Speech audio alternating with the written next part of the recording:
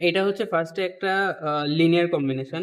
Linear কম্বিনেশনে হচ্ছে আমাদের যেহেতু এটা এনটিসি থার্মিস্টর, সো এনটিসি থার্মিস্টরে এইখান থেকে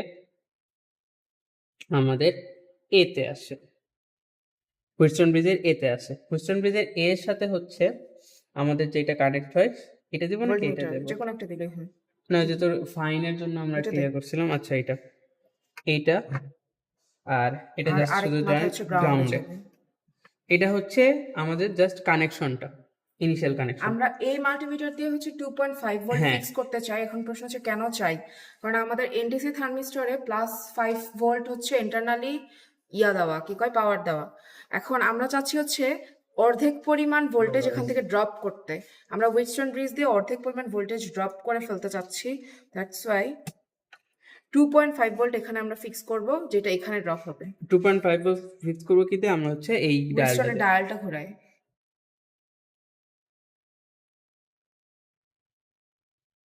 আচ্ছা, অ্যাপ্রক্সিমেট 2.5 দ্বারা বেশি হয়েছে।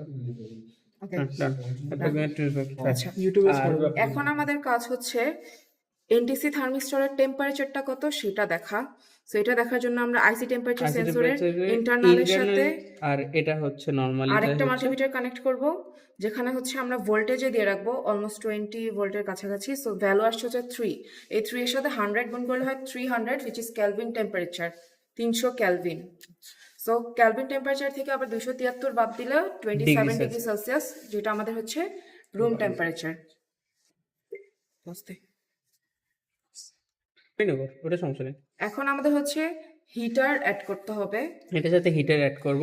হিটারটা আছে তোর এখানে আমাদের এই যে 12 ভোল্ট আছে, 12 ভোল্ট থেকে আমাদের হিটারটা যায় হচ্ছে যে হিটার এলিমেন্টে। সো আগে হিটার দেওয়ার আগে আমাদের হচ্ছে একটা টাইমার দরকার। আচ্ছা, যে কারো ফোনে স্টপ।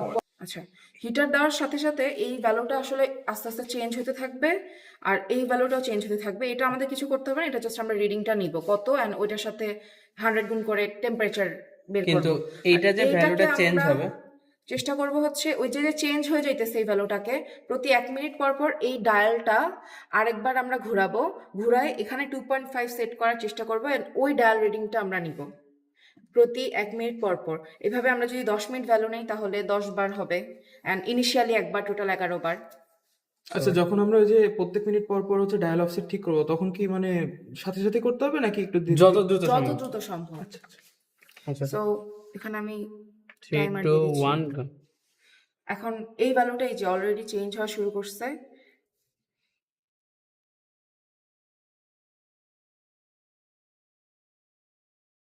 আর 60 তে চলে গেছে। এখন হচ্ছে আমরা ডায়ালটা ঘুরায় এটা ছোট করার ট্রাই করব যত দ্রুত সম্ভব, অ্যারাউন্ড 2.5। এটা তারপর বাড়তে থাকবে। আচ্ছা, আমরা তখন এখানে 2.5 ফিক্স করব, বাট এখান থেকে কোনো আমরা রিডিং নিব না। রিডিং নিব হচ্ছে দ্যাট টাইম এখান থেকে, ডায়াল থেকে। এই যে এখানে 3 আর এখানে হচ্ছে 1 এ গেছে। এটা হচ্ছে আমাদের রেজিস্ট্যান্সের ভ্যালুটা দিবে, আর এই মাল্টিমিটারটা দিবে হচ্ছে আমাদের টেম্পারেচারের ভ্যালুটা। আচ্ছা, যেমন এখন হচ্ছে 305, মানে হচ্ছে 31 ডিগ্রি। মানে এটা হচ্ছে বেসিক্যালি কত টেম্পারেচারে থার্মিস্টরের রেজিস্ট্যান্স কত। আচ্ছা,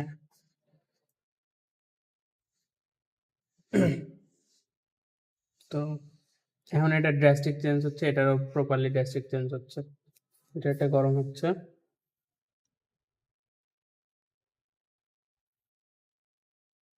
আবার কমেন্ট দেবেন। প্রত্যেকবার যাওয়ার পর এই যে 60% আমরা আবার কমেন্ট ট্রাই করব। না, এটা আশেপাশে ভ্যালুটা নিলে হয়ে যাবে। আচ্ছা, এইভাবে 8-10 মিনিট চলবে। এভাবে 8-10 মিনিট চলবে। এটা আমরা সর্বোচ্চ হচ্ছে 3 থেকে 4 মিনিট পর্যন্ত করবো। আচ্ছা, এখানে গ্রাফটা যে করব, গ্রাফ কিসের ভ্যালুর উপর? গ্রাফ হবে হচ্ছে ডিগ্রি সেলসিয়াস আর হচ্ছে টেম্পারেচার এন্ড রেজিস্ট্যান্স। সো এটা মানে এনটিসি আর পিটিসি, ওটা কিন্তু রেজিস্ট্যান্স তো আমরা 25 এ রাখার ট্রাই করতেছি, তাহলে তো রেজিস্ট্যান্স এখান থেকে, এটা হচ্ছে আমাদের সেট 25। আচ্ছা, এখানে সেট করতেছি 25 এ, বাট অ্যাকচুয়াল রেজিস্ট্যান্স আছে হচ্ছে এই যে এইখানে টেম্পারেচার বাড়ার সাথে সাথে আমরা সেট করতেছি ভোল্টেজটা 25 এ, বাট এই ডায়াল থেকে আমাদের রেজিস্ট্যান্সটা আসে। আমি